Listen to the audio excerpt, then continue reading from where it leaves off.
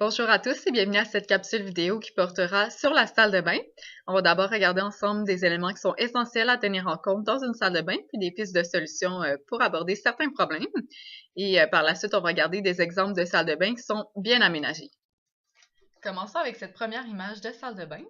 Alors, on peut observer sur la photo qu'il y a un tapis qui est non fixé au sol et qu'il n'est pas antidérapant. Également, on voit qu'il y a une porte coulissante sur rail qui limite l'accès au bain. Sur la deuxième photo, on peut observer qu'il y a des produits qui limitent aussi l'accès au bain et que l'accès à la toilette est limité de par le bain d'un côté et la vanité de l'autre côté.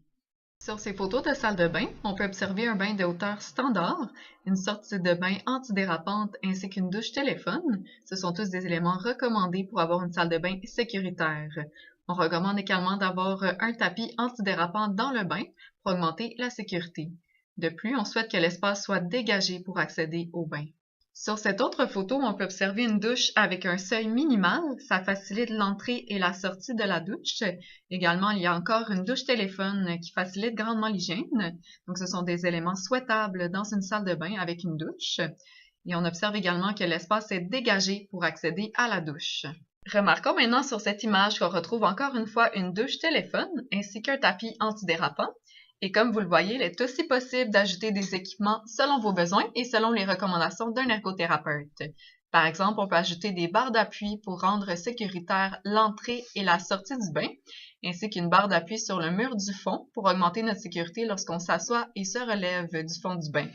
Aussi, il est possible d'ajouter une chaise de douche pour se laver en position assise selon vos besoins. Observons maintenant sur cette photo qu'on peut aussi ajouter des équipements pour la toilette selon vos besoins et les recommandations de l'ergothérapeute. On peut par exemple ajouter un cadre de sécurité nous donnant des appuis pour s'asseoir et se relever, ainsi qu'un siège de toilette surélevé qui nous aide à nous asseoir et nous relever si on manque de force dans les jambes, par exemple. Il est aussi important d'avoir les pieds qui touchent au sol si vous ajoutez un siège de toilette surélevé. Abordons maintenant d'autres éléments essentiels pour la salle de bain. D'abord, on recommande une hauteur de bain de 15 pouces.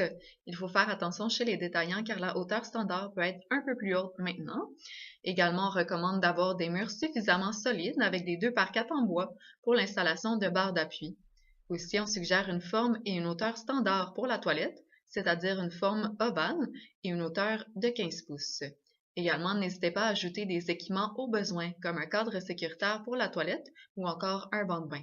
Nous recommandons également d'avoir une sortie de bain. C'est un tapis antidérapant qu'on place à l'extérieur du bain. Ça diminue grandement le risque de chute à la sortie et à l'entrée du bain. Abordons maintenant un dernier élément pour la salle de bain. Si jamais vous vous sentez physiquement moins en forme, il est important de téléphoner à un proche avant et après l'hygiène. Aussi, il est suggéré de garder un téléphone sans fil dans la salle de bain au besoin. Alors, ceci conclut la capsule vidéo sur la salle de bain.